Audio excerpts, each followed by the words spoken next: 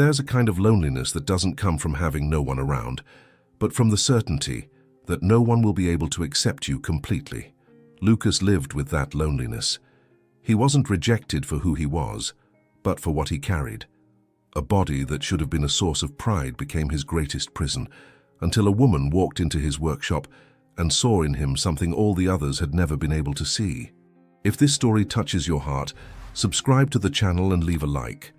Comment where you're listening from, and if you feel it was really worth it, consider becoming a member to get early access to upcoming stories. Your support makes all the difference. The workshop smelled of aged wood and fresh varnish, a scent Lucas had learned to love because it was the only one that didn't judge him. It was an honest smell, constant, safe. There among the tools hanging on the exposed brick walls and the boards stacked with reverence, he found the only place in the world where he could be exactly who he was. Or rather, where he could forget who he was. The afternoon light came through the high, dusty windows, creating golden beams that danced in the dust suspended in the air. Lucas was bent over the workbench, delicately adjusting the tuning pegs of a 1920s violin. His fingers, large, thick, full of calluses, moved with almost impossible precision. Each touch was calculated, gentle, reverent, as if he were touching something sacred, and he was. For Lucas, every instrument had a soul, had a story, had a voice that needed to be heard, and he was the only one who knew how to make it sing again. But his own voice, that had been silent for years. He didn't talk much, not because he had nothing to say, but because he'd learned early on that silence was safer. Words opened doors, and when doors opened, people saw, and when they saw, they ran. Lucas was 6'4", tall, broad shoulders, hands that seemed sculpted to hold the world, an angular face with lines marked by time and loneliness. He wasn't ugly, far from it. Women looked, they always looked, until they didn't anymore. Because Lucas carried something no one expected, something that should have been a source of pride, of envy, of admiration. But that had become his greatest curse. Since he was 16 when he had his first experience, Lucas realized he was different. Not just different, disproportionate. His anatomy was so out of the ordinary that it caused shock, fear, pain. Women didn't know how to handle it, neither did he. There were attempts. Of course there were. At 19, a girlfriend from high school. She tried, but the pain was so intense that she left the room crying, got dressed in a hurry, and never answered his messages again. At 23, a college classmate. She laughed. Not from happiness, but from nervousness, from disbelief, from disguised fear. "Sorry, Lucas, I can't, it's too much." At 27, a woman he met at a bar. She looked, swallowed hard, and said, "You need someone more prepared. I'm not." After that, he stopped trying, stopped going out, stopped opening doors, stopped believing that anyone could love him completely. Because how do you love someone who hurts you without meaning to? How do you accept a body that should bring pleasure, but only brings pain?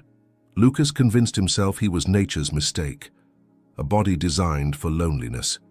And so, he made loneliness his home. The workshop became his refuge. Here he was respected, admired, sought after. Musicians, collectors, conservatory professors, they all came to him because they knew if an instrument was broken, Lucas could fix it. He had the gift of restoring what seemed lost. Ironic, he thought sometimes. He fixed broken things but couldn't fix himself. That Thursday afternoon, Lucas was carefully sanding the neck of a double bass when he heard the door chime ring. He raised his eyes but not his face. Light footsteps, hesitant. A delicate presence entering the workshop's dense space. "Excuse me?" The voice was soft, almost musical. It had a velvety texture, like a low cello note. Lucas wiped his hands on his leather apron and finally looked up, and something inside him stirred. She was petite, maybe 5'5", brown hair falling in soft waves over her shoulders. Dark eyes, deep, curious. She wore a beige coat and carried, with reverent care, a cello case. But it wasn't her beauty that struck him. It was the way she looked around, as if she were entering a cathedral, as if she knew this place was sacred. "Good afternoon," Lucas said, his voice rough from disuse. "Can I help you?" She smiled, a small, shy but genuine smile. "I hope so. I was told you're the best." Lucas felt his face heat up. He wasn't used to direct compliments. "Depends on the instrument," he replied, looking away. She approached the workbench and carefully opened the case. The cello that appeared was old, beautiful. The wood had the color of dark honey, with grain that told decades of stories. But there were cracks. The bridge was crooked, the strings worn. "It was my grandfather's," she said, her voice catching. "He played every night before bed. When he died, my grandmother gave it to me, but I didn't have the courage to play it. It's broken, and I don't want just anyone touching it." Lucas took the instrument with both hands as if holding a child. His fingers slid over the wood, feeling every imperfection, every memory etched there. "It has a beautiful soul," Lucas murmured, more to himself than to her. She blinked, surprised. You feel that too?" Lucas raised his eyes, and for the first time in years he allowed himself to really look at a woman. She didn't look away. She held his gaze and smiled. "I do," he admitted. "Every instrument has a voice. This one still wants to sing." There was a silence.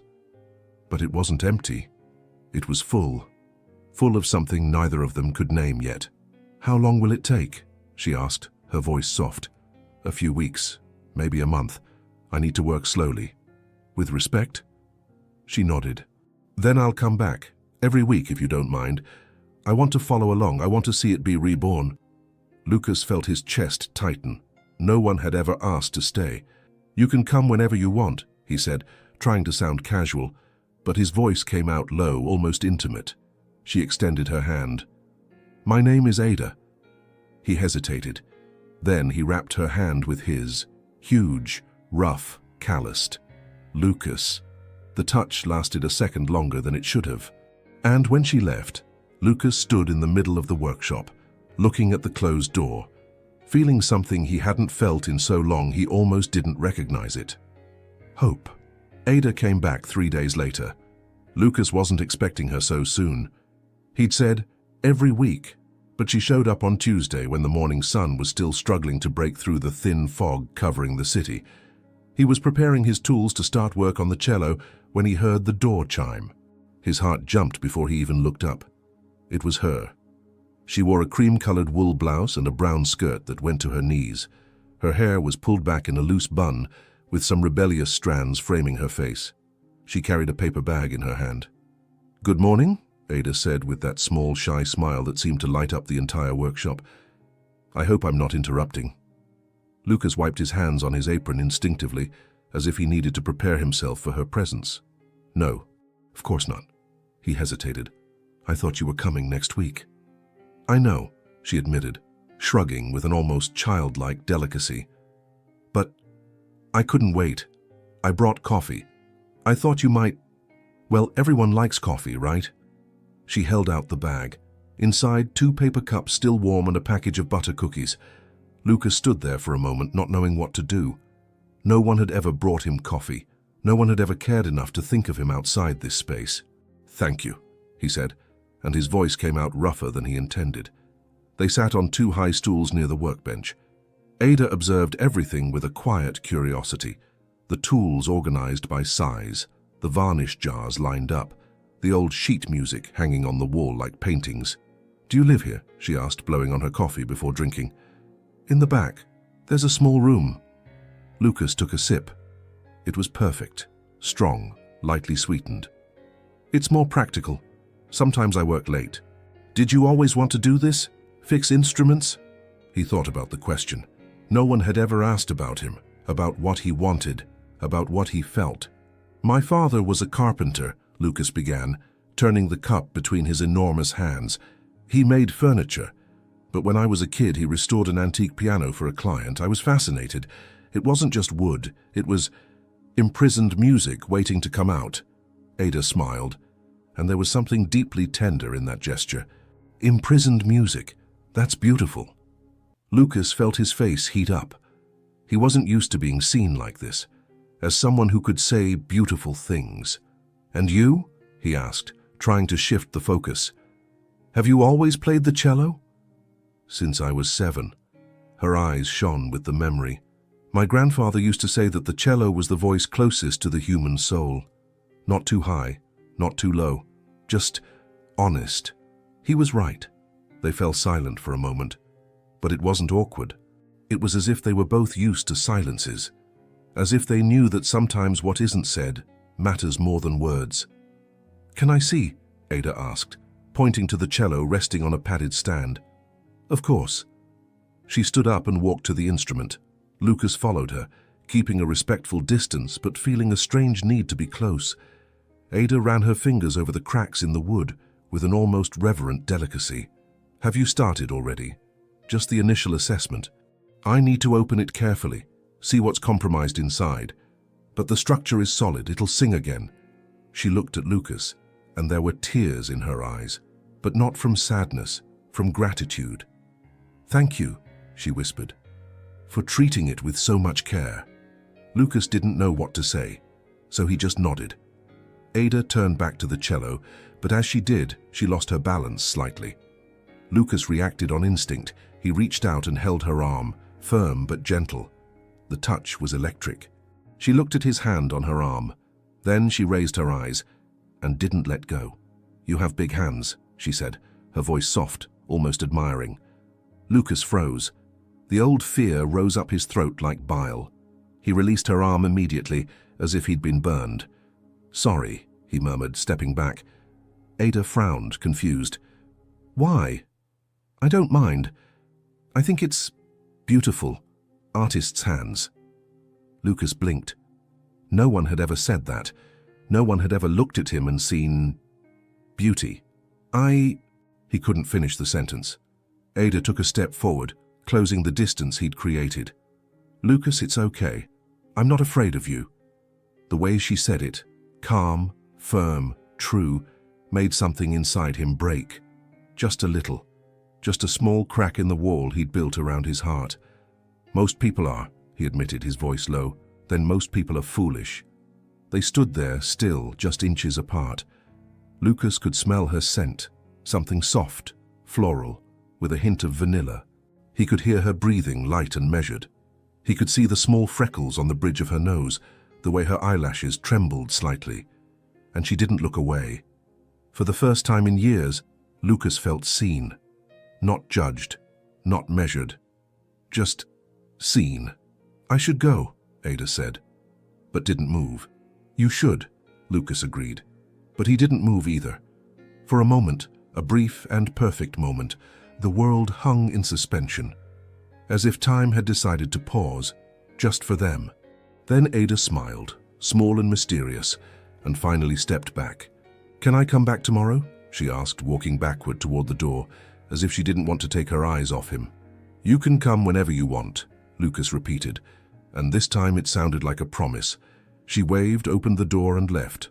Lucas stood in the middle of the workshop, his heart beating in a rhythm he didn't recognize. His fingers still tingled where they'd touched her arm. He looked at the cello.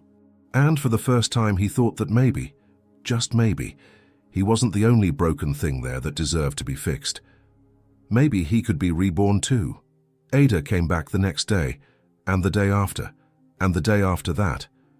What should have been a weekly visit turned into something daily, almost ritualistic. She always arrived in the morning, bringing coffee, sometimes fresh bread, other times just her smile, and that was enough to change the tone of Lucas's entire day. He didn't understand why she kept coming back. The cello was still in process. There was nothing new to show each day, but she came and stayed. And gradually, the workshop stopped being just his. It became theirs. In the first week, Ada sat on a small stool near the workbench and just watched. She didn't talk much, just watched Lucas work with that attentive, curious gaze, as if she were watching a conductor lead an invisible orchestra. And in a way, that's exactly what it was. Lucas disassembled, sanded, adjusted, glued. Each movement was precise, almost choreographed. He blew away wood dust, ran his fingers over the grain, tested the resistance with gentle pressure. All in silence. All with reverence. And Ada watched everything, as if he were the most fascinating thing in the world. She noticed things no one had ever noticed. The way he bit his lower lip slightly when he was concentrating, the way he tilted his head to the right side when examining a crack, the way his shoulders relaxed when he finally found the solution to a problem. "You're an artist," she said on a rainy Tuesday, while the sound of rain drummed on the zinc roof. Lucas looked up, surprised. "I'm a technician." "No," Ada shook her head, decided. "Technicians follow rules. You feel. Every piece you touch, every adjustment you make, you're hearing something no one else can hear." Lucas was quiet, because she was right, and because no one had ever understood that before. "My father said I was weird," he admitted, turning his eyes back to the cello. "Said I talked to dead wood like it was alive." "And it is," Ada replied softly. "Everything that's ever been loved stays alive somehow." He looked at her then. Really looked. And something passed between them, something dense, warm, inevitable. Lucas looked away first, but Ada smiled as if she knew exactly what he was feeling. In the second week, the conversations began, small at first.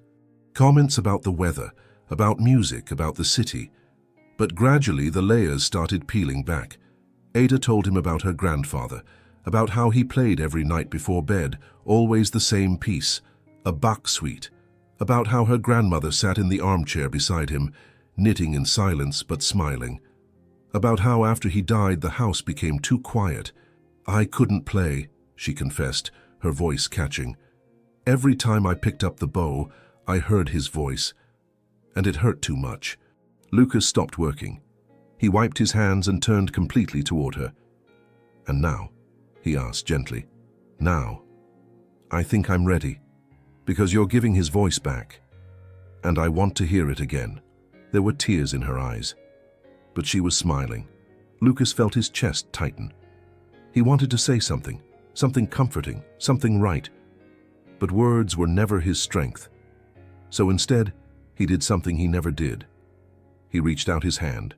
Hedda looked at the enormous hand, calloused, stained with varnish, and without hesitating, she placed hers inside. The touch was soft, warm, safe.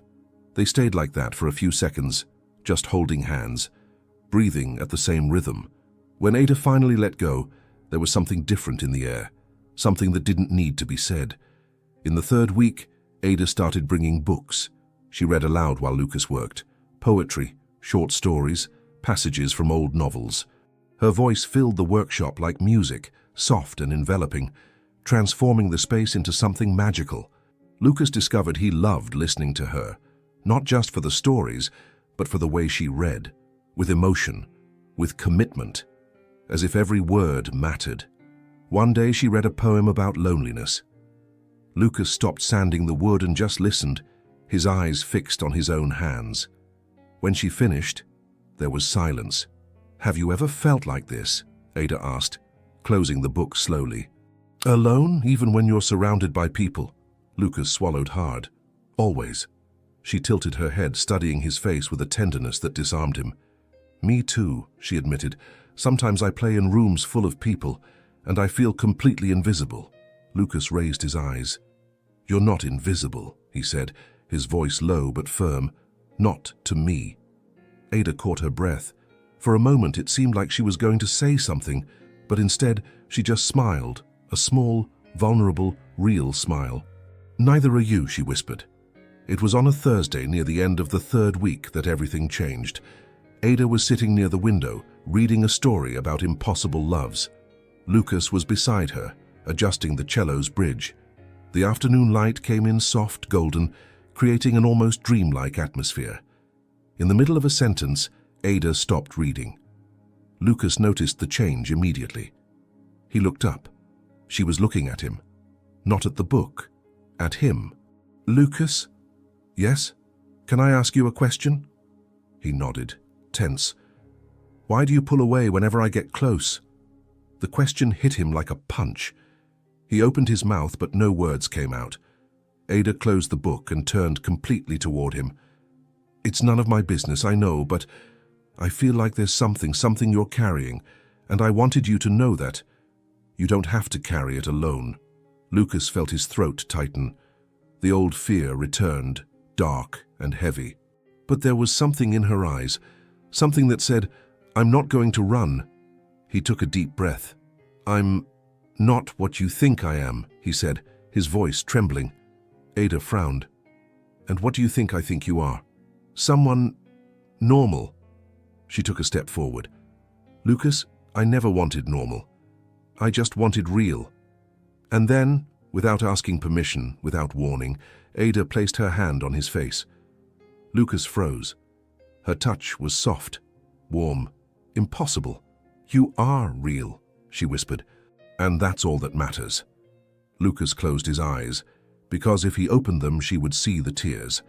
And for the first time in years, he let someone touch him. Let someone stay. Autumn arrived quietly, painting the city with shades of orange and gold. The leaves fell slowly, dancing in the wind before landing on the street in front of the workshop. And inside that small, cozy space, something else was falling too. The walls Lucas had built around himself.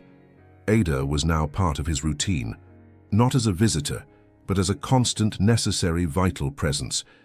She arrived every morning, always with something in her hands, coffee, bread, wildflowers she picked along the way, and always with that smile that lit up Lucas's entire day.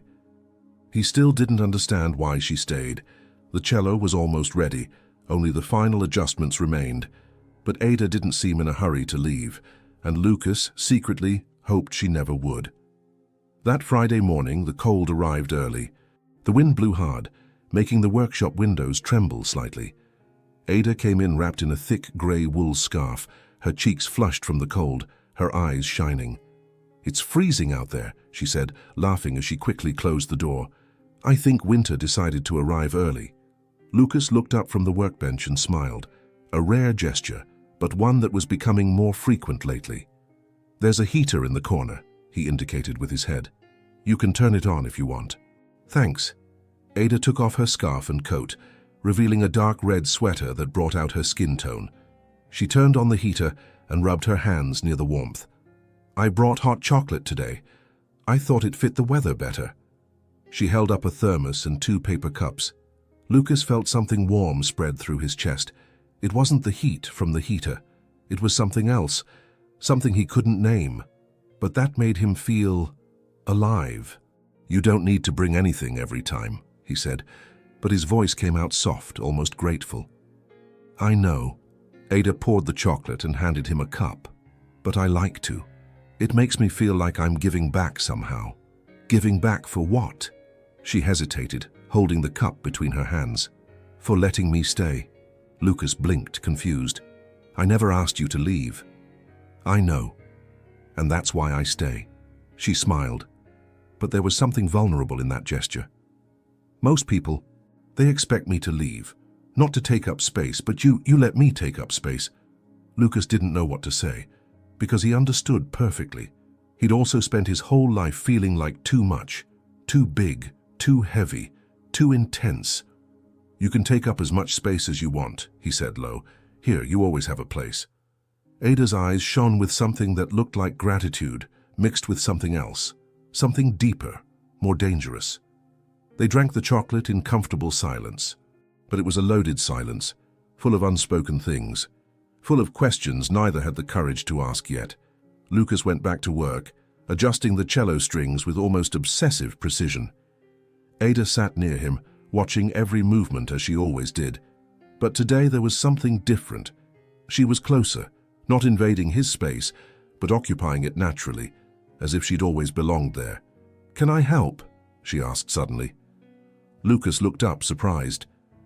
"Help how?" "I don't know." "Hold something. Hand you a tool, anything." He hesitated. He'd never shared the work with anyone. The workshop had always been his solitary sanctuary. But the idea of Ada beside him, working together, creating something together, was too tempting to refuse. "Okay," he agreed.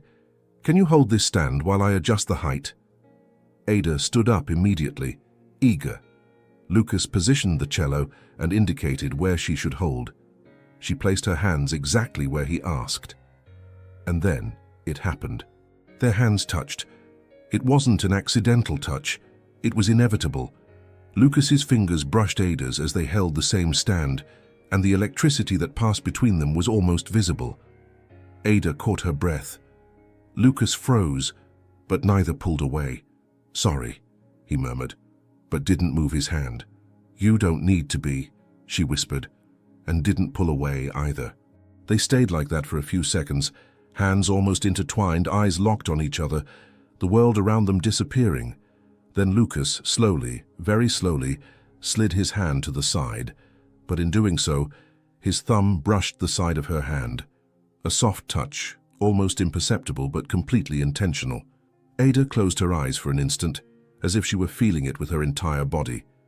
When she opened her eyes, there was something new there.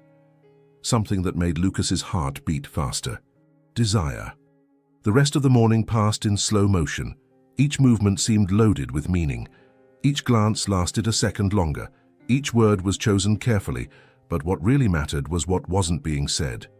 They worked side by side, adjusting the cello, testing the tuning, polishing the wood. And with each task there was a touch, a brush of arms, a meeting of hands, a closeness that wasn't accidental. Ada passed a cloth over the body of the instrument, and Lucas held the other end. They leaned in to examine a crack, and their shoulders touched. She reached for a tool, and her body brushed his. Each touch was brief, but each one left a mark.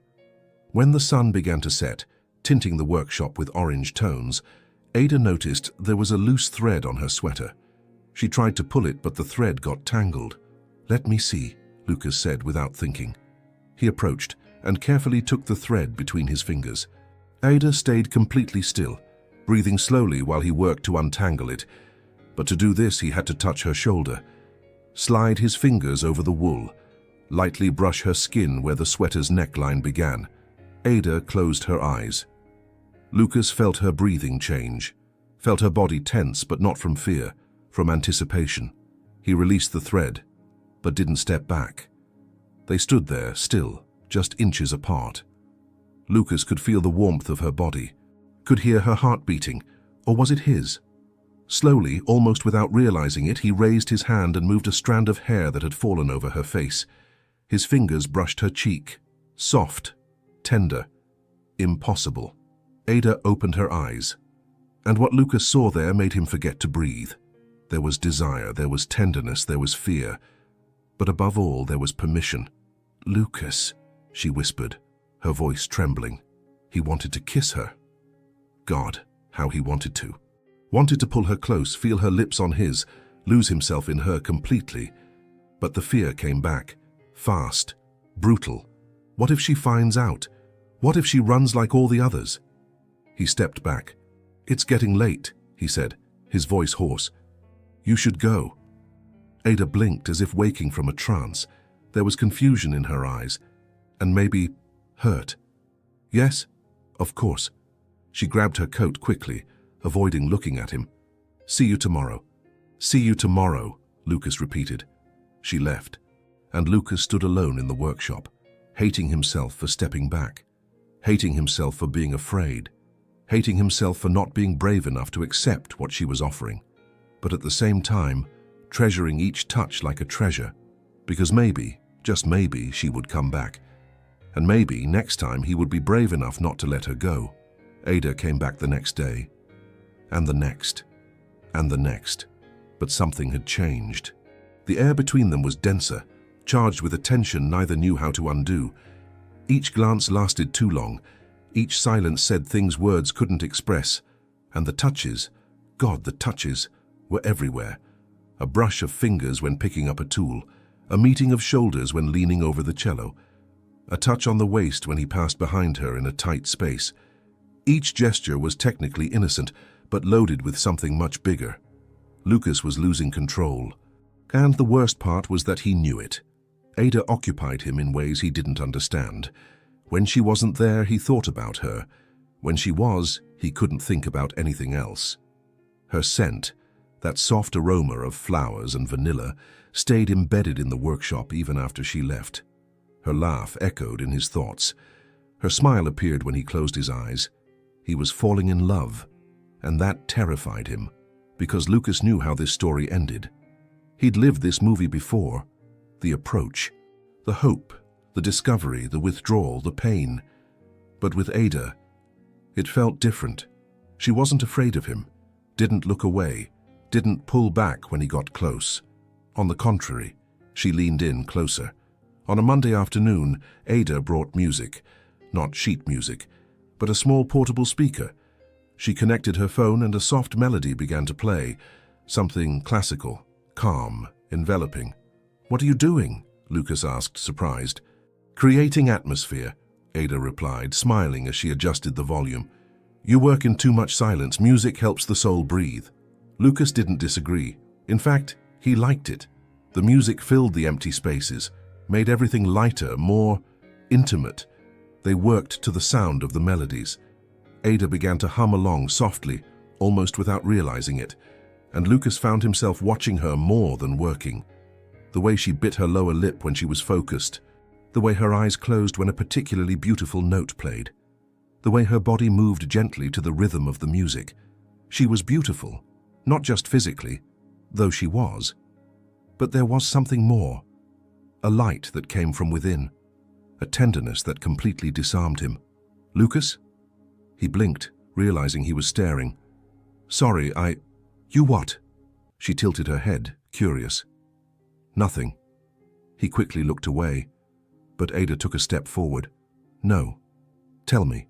Lucas took a deep breath. The words were stuck in his throat, too heavy to come out. But there was something in her eyes, an openness, an invitation, that made him try. "You're beautiful," he said, his voice low, almost embarrassed. Ada caught her breath. For a moment, it seemed like she was going to say something, but instead she just smiled, a small, vulnerable smile, full of meaning. "Thank you," she whispered, and then, without warning, she moved closer, placed her hand on his arm.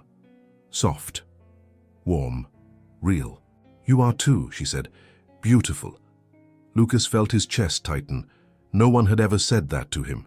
No one had ever looked at him like that, as if he were something precious. He wanted to believe it, wanted so badly to believe it. But the fear was stronger. He gently pulled away, picking up sandpaper as an excuse to occupy his hands. "The cello is almost ready," he said, changing the subject. "One more week, and you'll be able to play." Ada let her hand fall to her side. There was frustration in her eyes, but also understanding. "Okay," she said softly. "I can wait." But the way she said it, with that double layer of meaning, made Lucas realize she wasn't just talking about the instrument. In the following days, the tension only increased.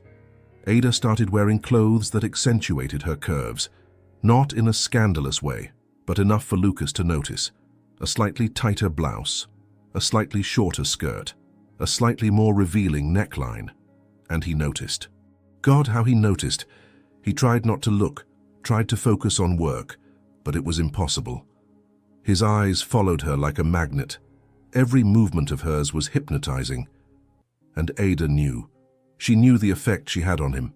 There was a game happening between them, a subtle dance of approach and retreat. She took a step forward. He pulled back. She touched. He froze. She smiled. He looked away. But each day, the space between them got smaller. On a rainy Thursday, Ada arrived soaked. She'd forgotten her umbrella, and the rain caught her halfway there. "My God," Lucas said, immediately grabbing a towel. "You're drenched." "It's okay," Ada laughed, taking off her wet coat, but her white blouse was transparent, revealing the outline of her bra underneath. Lucas quickly turned his face away, feeling the blood rush up. There's clothes of mine in the back. You can change if you want." Ada hesitated, then smiled. "Okay." She disappeared to the back of the workshop. Lucas stood still, trying to control his breathing, trying not to imagine Ada taking off her wet clothes, changing her blouse, wearing something of his. When she came back, she was wearing a plaid flannel shirt that was huge on her. The sleeves covered her hands. The hem went to mid-thigh. She looked small, vulnerable, and absolutely irresistible. "It's big," she said, laughing. Lucas swallowed hard. "It's perfect." They looked at each other, and this time, neither looked away. Ida took a step forward. Lucas didn't step back. She took another step. He stayed where he was, his heart beating erratically. She was so close now that he could feel the warmth of her body, could see the raindrops still caught in her eyelashes, could hear her breathing fast and shallow. "Lucas," she whispered, "why do you pull away from me?" "Because I'm afraid," he admitted, his voice hoarse. "Of me? Of hurting you?" Ada frowned, confused. "You would never hurt me. You don't know that." "I do." She placed her hand on his chest right over his heart. "I know because I see you, and what I see is a gentle man, a good man, a man who's afraid of being who he is." Lucas closed his eyes. Her words hurt. They hurt because they were true. "I'm not what you think," he said, his voice breaking. "I'm different. And when you find out, you'll—" "I'm not going anywhere," Ada interrupted, firm. "No matter what you think you need to tell me, I won't run." She raised her other hand and held his face between her warm palms. "I like you, Lucas, really, and I want to be here, with you." Lucas opened his eyes, and what he saw there, the sincerity, the tenderness, the desire, almost broke him. He leaned his face in, resting his forehead against hers. Eyes closed. Breaths mingled. "I like you too," he confessed quietly. "More than I should." Ada smiled against his skin. "There's no such thing as more than you should. There's only feeling." And then slowly she leaned in. Lucas felt her lips brush his, soft, tentative, perfect. But before the kiss could really happen, before he could allow himself to feel it completely, he pulled back. I can't," he said, his voice desperate. Ada opened her eyes and there was pain there, but also patience. "It's okay," she whispered. "When you're ready, I'll be here." And then she stepped away, grabbed her bag and left, leaving Lucas alone, trembling, hating himself for not having the courage, but treasuring that almost kiss as the most precious moment of his life. The cello was ready. Lucas held the instrument in his hands, admiring the final work. The wood gleamed under the workshop's soft light, each grain highlighted by the perfectly applied varnish. The cracks had been repaired with such mastery that they seemed never to have existed. The new strings vibrated with perfect tension. The bridge was adjusted to the millimeter. It was a masterpiece. But Lucas didn't feel joy. He felt only a growing emptiness in his chest. Because if the cello was ready, Ada didn't need to come back anymore. And the idea of not seeing her every day, of not hearing her laugh, not feeling her presence, not living through those moments loaded with tension and desire, was unbearable. He ran his fingers over the instrument, as if saying goodbye. "Maybe it's better this way," he thought, "before I ruin everything, before she finds out and runs like all the others." But even thinking that, he knew it was a lie, because Ada wasn't like the others. Ada stayed. Ada came back. Ada saw him. And for the first time in his life, Lucas wanted to be seen. He called her that afternoon. "Ada, it's Lucas. Hi." Her voice sounded cheerful, warm. "Everything okay?" "Yes, I'm finished." There was a pause on the other end of the line. "The cello?" "Yes, it's ready. You can come get it whenever you want."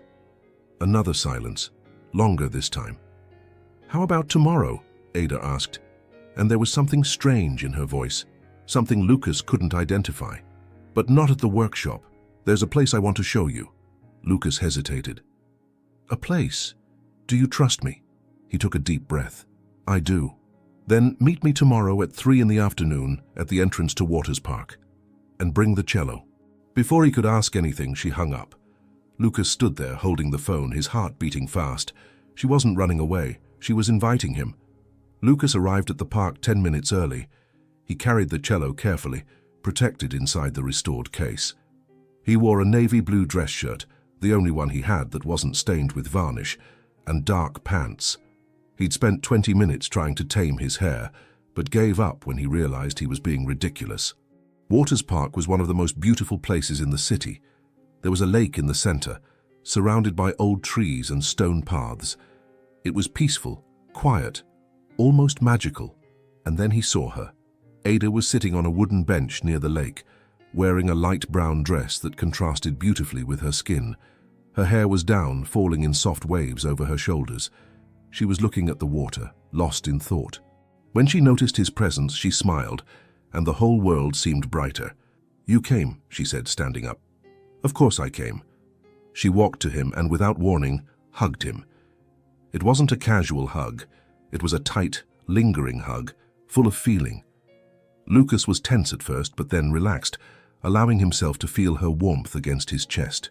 "Thank you," Ada whispered against his shoulder, "for everything." When they pulled apart, there were tears in her eyes. "Come," she said, taking his hand. "I want to show you something." She guided him along a narrow trail that bordered the lake. They walked in silence, but it wasn't an empty silence.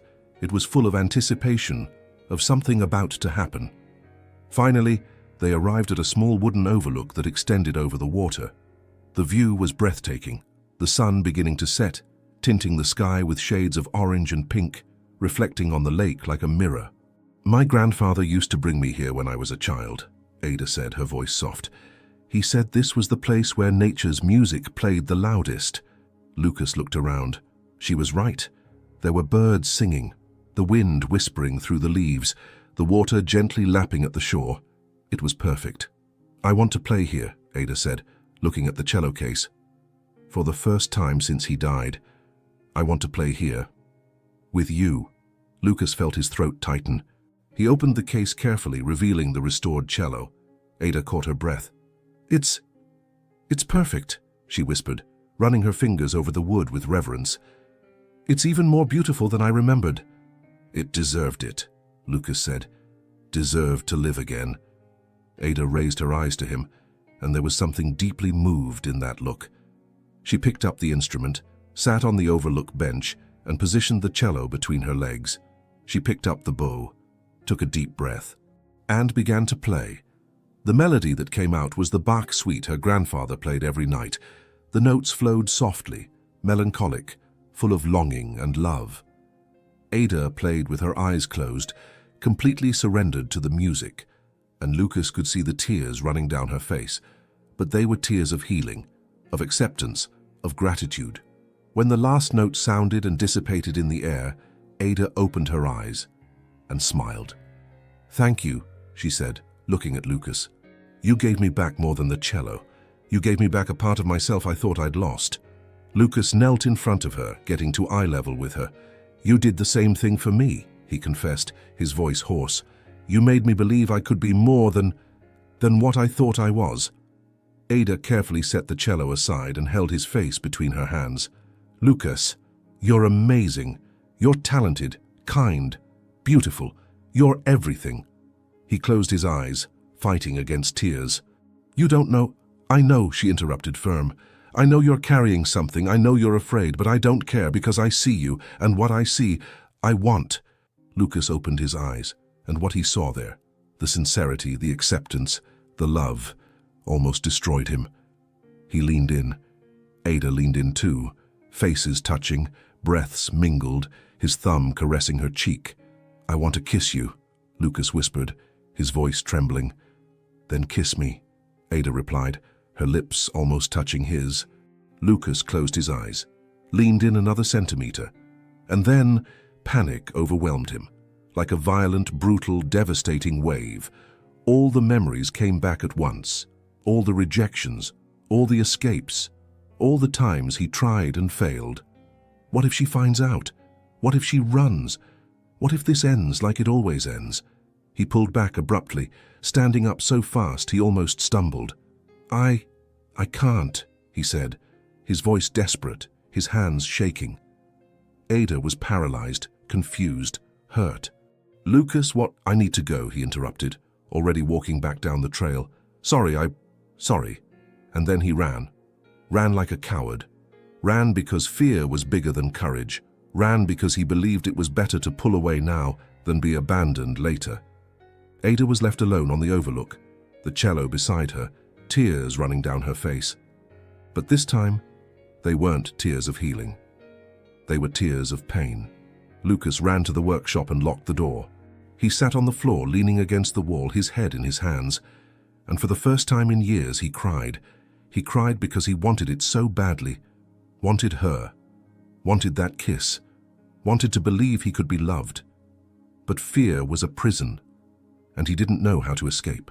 Outside, night fell, and inside the workshop, Lucas remained alone in the dark, trapped between the desire to live and the fear of trying. 3 days passed. 3 days of silence. 3 days without Ada. Lucas didn't leave the workshop, didn't answer calls, didn't respond to messages, just worked or tried to work. But his hands, normally so precise and steady, trembled. His focus, normally unshakable, was shattered. He couldn't stop thinking about that moment on the overlook. Ada's face so close to his, their lips almost touching, the promise of something beautiful, something real, something he desperately wanted, and he had run, like a coward. The shame consumed him, not just for pulling back, but for the pain he saw in her eyes. Ada had opened up completely, had offered everything, and he had rejected her in the worst possible way. She deserved an explanation. She deserved the truth. But how do you tell the truth when the truth is so humiliating? Lucas spent sleepless nights mentally rehearsing what he would say, but each version sounded pathetic. Each word seemed insufficient. How do you explain that your own body became your greatest prison? How do you say you've been rejected so many times you've lost the courage to try? How do you admit you're so afraid of hurting her that you'd rather hurt yourself first? There were no right words, but he had to try. On the morning of the 4th day, Lucas finally picked up the phone. He typed the message 3 times before hitting send. Ada, please, I need to see you. Need to explain. Can you come to the workshop this afternoon, please? He waited, his heart beating erratically.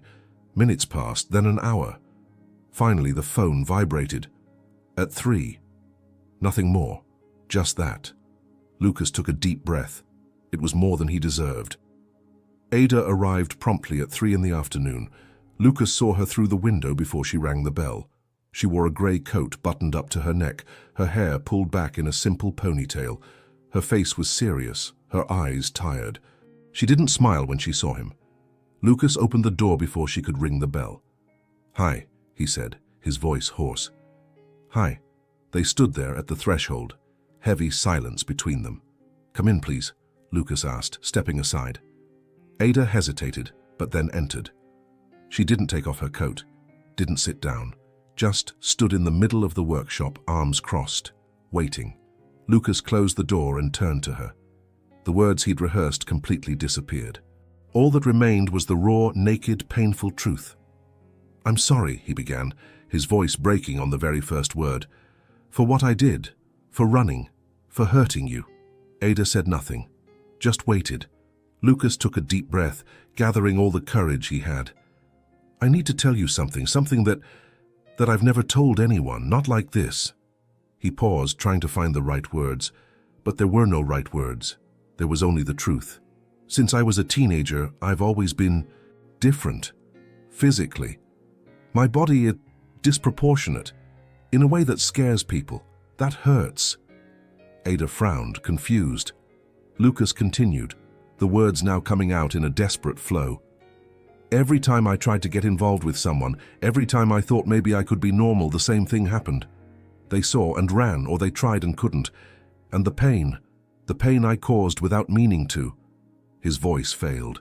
He closed his eyes, fighting against tears.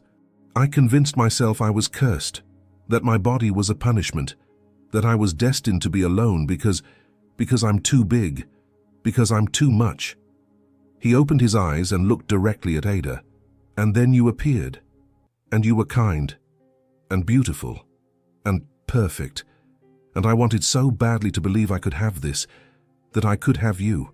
But when the moment came, when we were there, so close, the fear came back. The fear that you'd find out and run. The fear that I'd hurt you. The fear that you'd look at me with disgust or pity." The tears finally fell. "I ran because I'm afraid, Ada. Afraid of losing you. Afraid of hurting you. Afraid that you'll see the monster I think I am." Lucas let his head fall, unable to hold her gaze any longer. The silence that followed was deafening. And then Ada moved. She walked to him slowly, each step measured, deliberate. She stopped right in front of him. And then, with a tenderness that completely broke Lucas, She placed her hand under his chin and lifted his face, forcing him to look at her. There were tears in her eyes too. "Lucas," she said, her voice firm but full of emotion, "you're not a monster. You never were." "But I—" "No," she interrupted. "Let me talk now." Lucas closed his mouth, trembling. Ada held his face between both hands, forcing him to maintain eye contact. "Bodies don't define us," she said, each word loaded with conviction. "Not mine, not yours. What defines us is how we treat people, how we love, how we care. And Lucas, you're the kindest person I've ever met. But you don't understand." "I understand perfectly," Ada said, firm. "You think your body is a problem, but you know what I see when I look at you.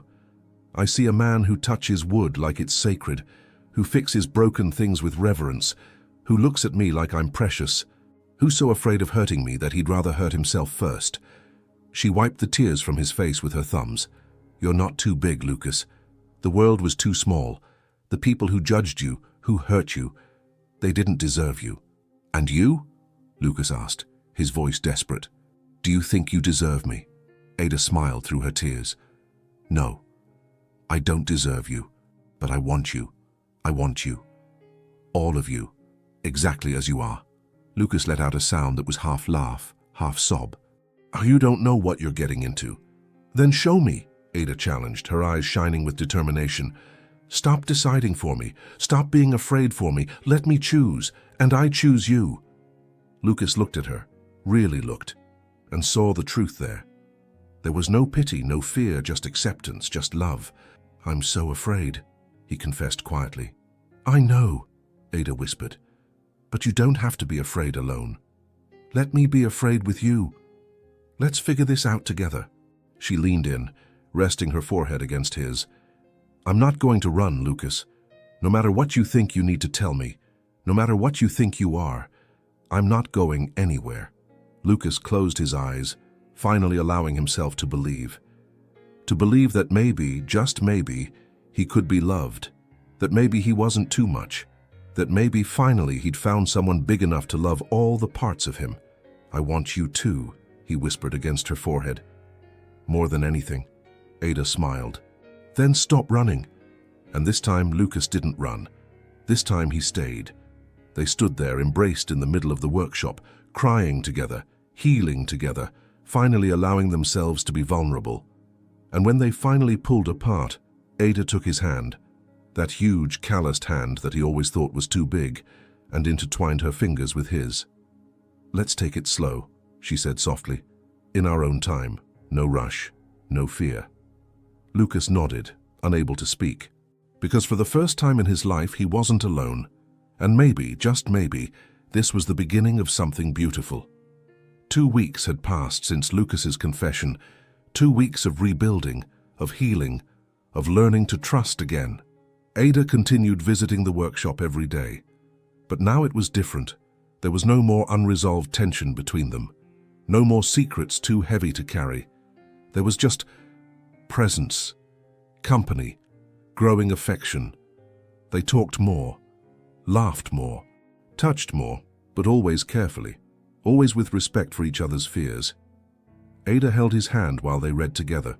Lucas put his arm around her shoulders when they watched the sunset through the workshop window.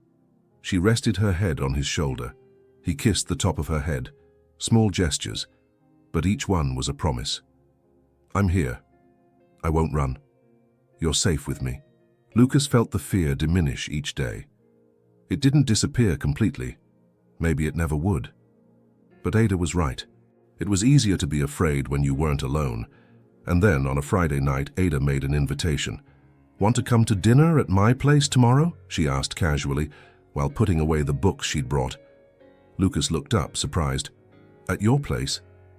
"Yeah, I thought that... Well, we've known each other for a while now, and I wanted to cook for you. Return all the coffees we've shared here." She smiled, but there was something more in that invitation. Something they both understood without needing to say it. Lucas felt his heart race. "I'd love to," he said, his voice hoarse. "Great." Ada approached and kissed his cheek, a gesture that had become common, but still made his heart jump. 7 o'clock? 7 o'clock. Lucas spent all Saturday nervous.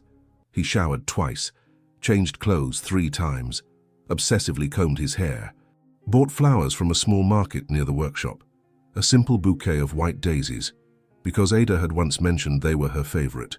When he arrived at her apartment at 7 sharp, he was trembling, not from fear, but from anticipation.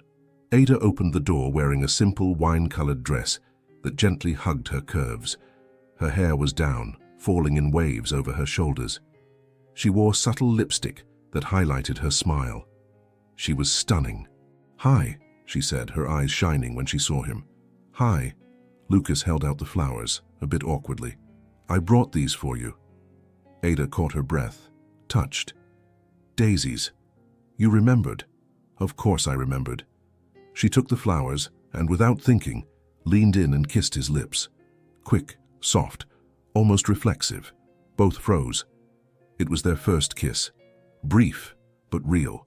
Ada pulled back, blushing. "Sorry, No," Lucas interrupted, smiling. "Don't apologize.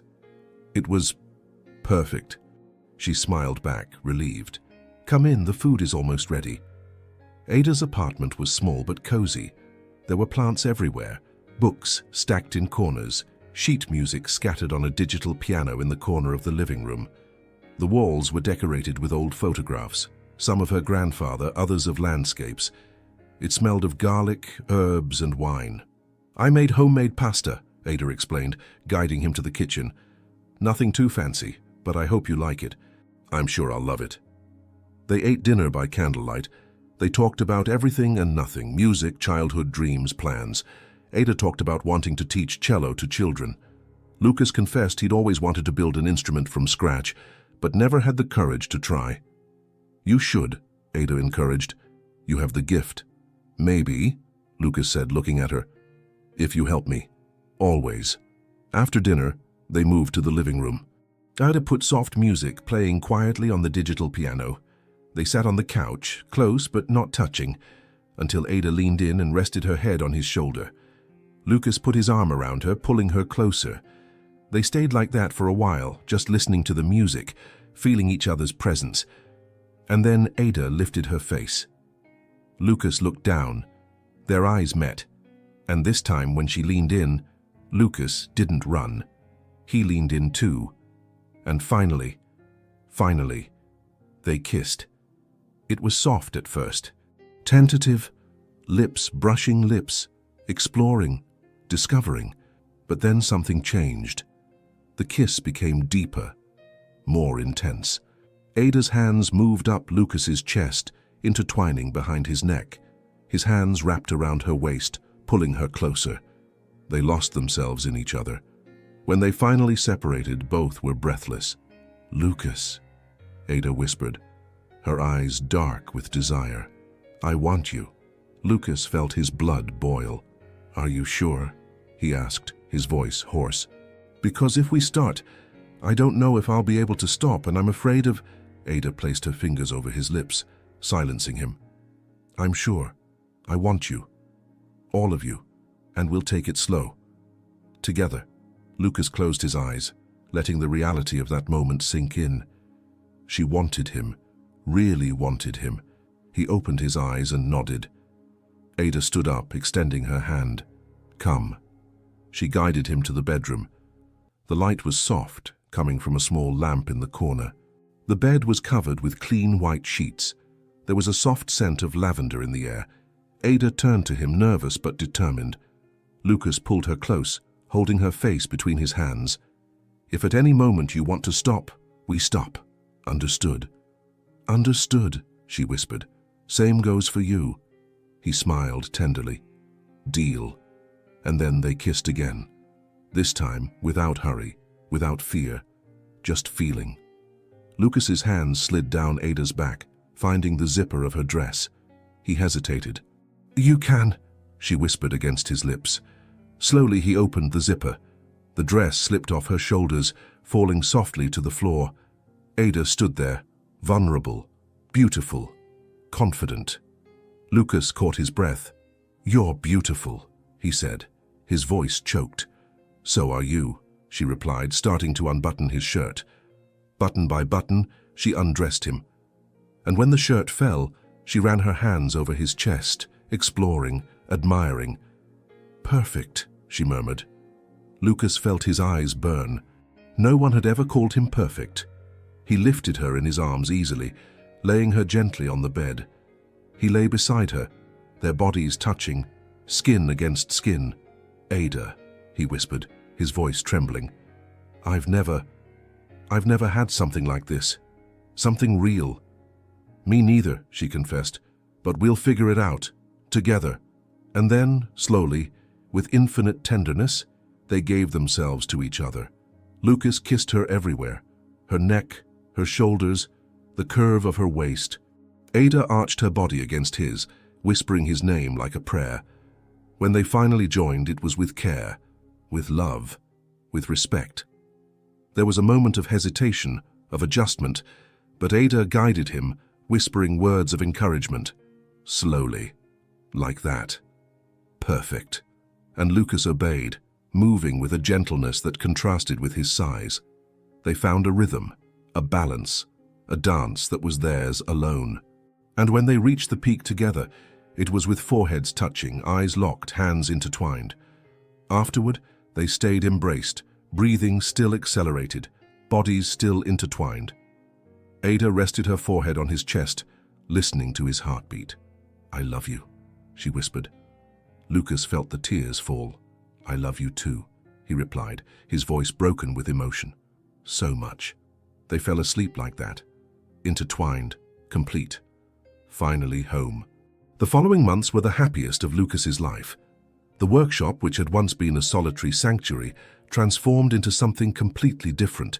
Now it was a shared home, a space where two souls met daily, not out of obligation, but by choice, by desire, by love. Ada didn't just visit anymore, she inhabited that place. Her things began to appear naturally in the corners. A scarf hanging on the back of a chair, a favorite mug stored in the small cabinet of the makeshift kitchen in the back, sheet music stacked beside Lucas's tools, a pair of soft slippers left by the door. Lucas never asked her to bring anything, but each object that appeared made him smile, because it meant permanence. It meant she was staying, that this was real, and Ada also changed the space in invisible ways. She opened the windows every morning, letting fresh air circulate. She placed wildflowers in improvised glass jars.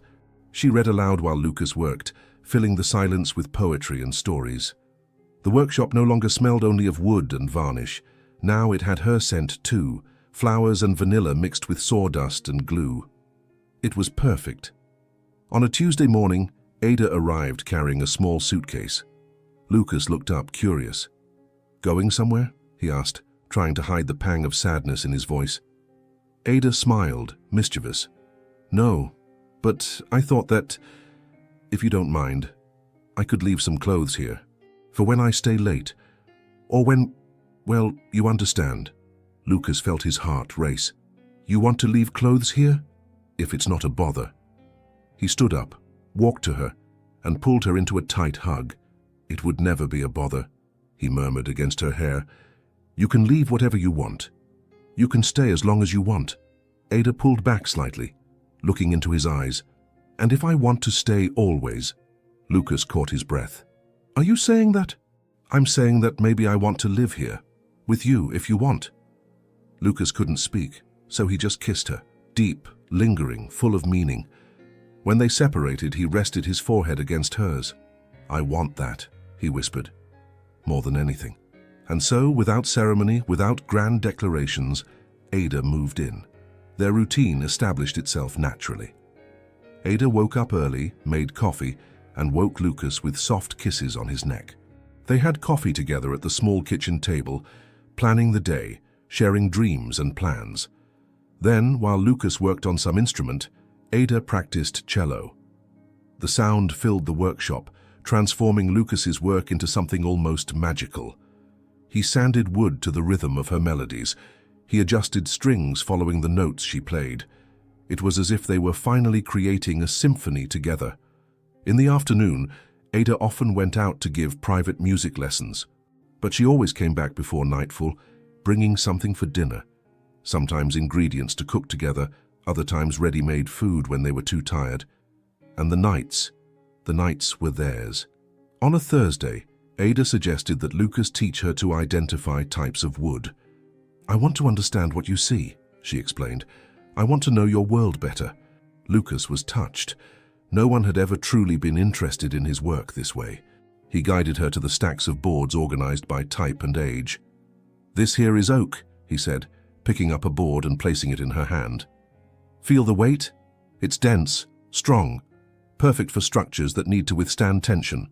Ada ran her fingers over the surface, concentrated.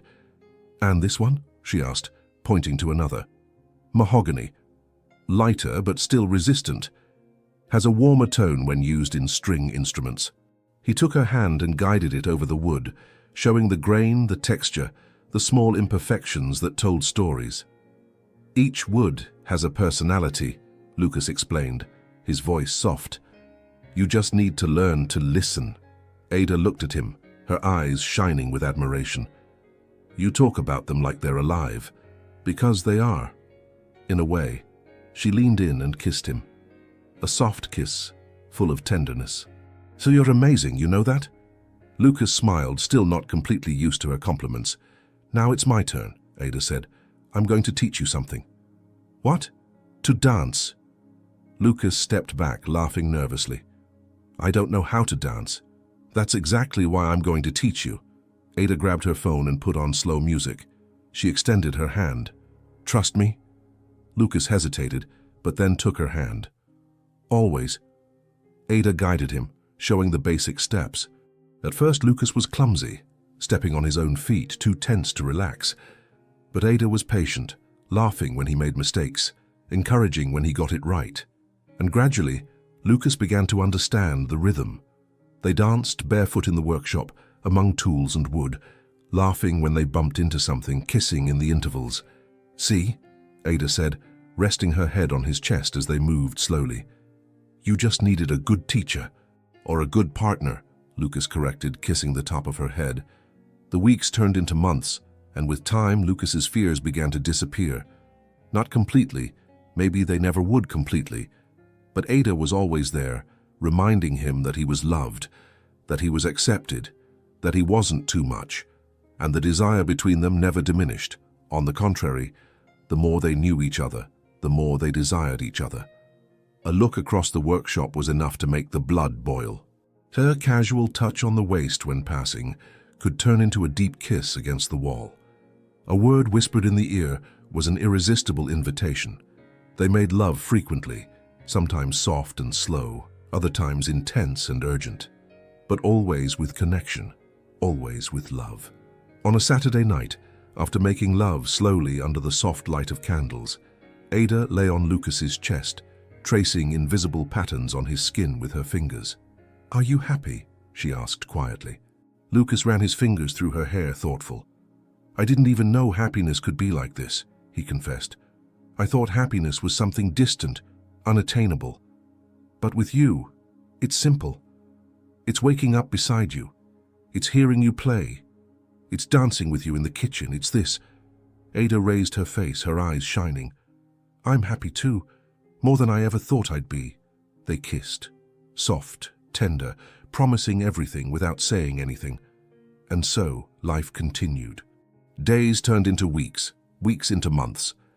The workshop stopped being just Lucas's workplace. It became their home, the place where they built a life together, where they created memories, where they loved without fear. Lucas finally began working on the project he'd always dreamed of, building a cello from scratch, and Ada was beside him at every step, offering opinions, holding tools, encouraging when he doubted. "It's going to be beautiful," she always said, "because you're putting love into every piece." And Lucas believed it, because finally, after so many years, he had found something that all the other women could never give him: acceptance, love, home, and that was more than enough. It was everything. The cello was almost ready. Not Ada's grandfather's, that one had been restored months ago, and now rested on a special stand in the corner of the workshop, played by her almost every day. This one was different. This was the cello Lucas was building from scratch. Each piece had been chosen with obsessive care. Maple wood for the back and sides, selected for perfect resonance. Spruce for the top, with grain so regular it seemed hand-drawn. Ebony for the fingerboard, polished until it shone like dark glass. Lucas had spent 6 months working on it. 6 months carving, sanding, gluing, adjusting. And Ada had been beside him at every step, not just watching but participating. Holding pieces, offering opinions, encouraging when frustration threatened to defeat him. It was more than an instrument. It was proof that Lucas finally believed in himself, that he was no longer afraid to create something beautiful, that he could leave his mark on the world. And now, on a golden autumn afternoon, only the final adjustment remained.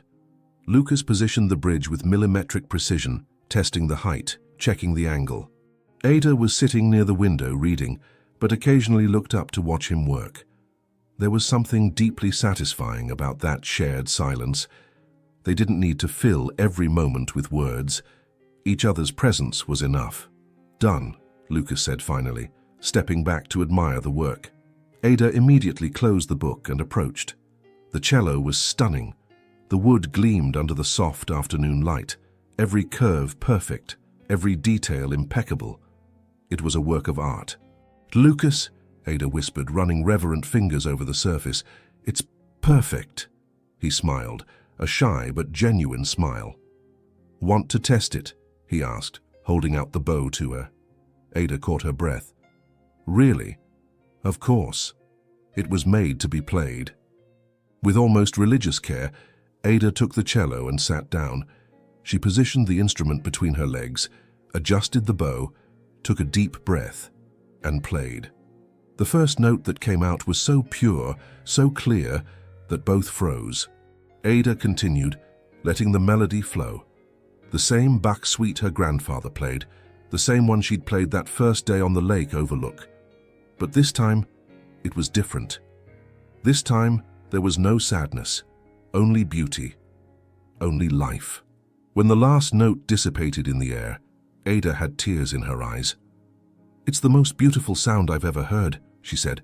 Her voice choked. Lucas knelt in front of her, holding her face between his hands.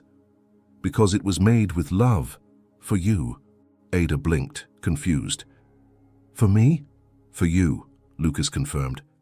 "Every piece, every adjustment, every detail. I thought of you the whole time, because you gave me something I thought I'd never have. You gave me the courage to create again, to believe again, to live again." Ada's tears fell freely now. "Lucas, I spent so long thinking I was too big for this world," he continued, his voice breaking. "That I didn't fit anywhere, that I was destined to be alone. But then you appeared, and you showed me that the problem was never that I was too big. The problem was that the world around me was too small." He wiped the tears from her face with his thumbs. "You made me realize I don't need to make myself smaller, don't need to hide. I can be exactly who I am, and still be loved." Ada sobbed, holding his wrists. "You always deserved to be loved, Lucas. Always." "I know that now," he whispered.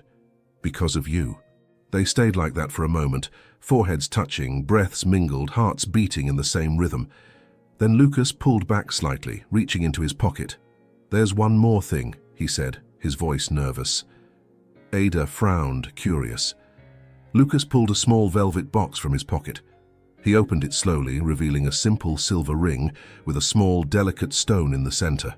Ada caught her breath. "Lucas, I know it might be early," he said quickly, the words tumbling over each other. "And I know I still have my fears, my insecurities. But Ada, you made me believe in futures, in tomorrows, in possibilities. And I don't want to live a single day of those futures without you." He took her hand, trembling. "So I'm asking, do you want to build a life with me? Officially? Forever?" Ada couldn't answer. The tears were too many, the emotion too great. So she just nodded frantically, smiling through the tears. "Yes," she finally managed to say. "Yes, yes, 1,000 times, yes." Lucas slid the ring onto her finger and then pulled her into a tight hug, lifting her off the ground and spinning with her in the workshop. They laughed, cried, kissed, completely lost in each other. When they finally stopped, still embraced, Ada rested her forehead on his chest. "You know what this means, right?" she said, her voice muffled by the fabric of his shirt. "What?" "It means now you're going to have to put up with me forever. My mess, my books scattered everywhere, my music playing at dawn." Lucas laughed, a genuine laugh, full of joy. "I wouldn't have it any other way." That night, they sat together on the small sofa in the back of the workshop, wrapped in a blanket, drinking cheap wine and planning the future. "We can have the ceremony here," Ada suggested, looking around. "In the workshop, where it all began." "That would be perfect," Lucas agreed. "And I want you to build more instruments, to sell, to donate, to leave your mark on the world. Only if you promise to play each one first." "I promise." They fell silent for a moment, just appreciating each other's presence. Then Lucas spoke quietly. "You know, I used to think my body was a curse, that I was too big, too intense, too much in everything." Ada looked at him, waiting. "But now I understand," he continued. "I wasn't too big. I just needed to find someone big enough to love me completely. And you are. You always have been." Ada smiled, her eyes shining. "And you taught me that I don't need to be small either, that I can take up space, that I can be big too." She softly kissed his shoulder. "Now we're big together, Lucas, in every way." Lucas pulled her closer, kissing the top of her head. "Big together," he repeated. "I like that." And there, in the workshop that had stopped being a solitary refuge to become a shared home, Lucas finally understood what he'd always been searching for. It wasn't acceptance despite who he was. It was acceptance because of who he was. And that made all the difference. He didn't need to hide anymore, didn't need to be afraid anymore, didn't need to carry the shame alone anymore. Because Ada was there, and she wasn't going anywhere. And for the first time in his entire life, Lucas felt complete. Not despite his size, not despite his past, not despite his fears, but simply because he'd finally found someone whose love was big enough to embrace all the parts of him. And that, he realized, was what redemption really meant. Not changing who you are, but finding someone who loves exactly who you are and building something beautiful from that. Lucas spent his entire life believing he was too big to be loved, that his body was a prison, a curse, an impossible burden to carry. He hid behind walls of wood and silence, convinced that loneliness was his destiny. But then Ada arrived, and with her, she brought something he never imagined possible: acceptance. Not despite who he was, but exactly because of who he was. She didn't try to change him, she just loved him. And in that love, Lucas discovered that the problem was never being too big. The problem was that the world around him had always been too small, until he found someone whose heart was vast enough to embrace him completely. And maybe that's the truth we all need to learn, that we're not too much. We just haven't yet found someone big enough to love us completely. If this story touched your heart, subscribe to the channel and leave a like. Comment where you're listening from. And if you felt it was really worth it, consider becoming a member to get early access to upcoming stories. And if you felt this story was really worth listening to, also click the Super Thanks button. Your gesture makes all the difference and helps us continue creating stories that touch the soul.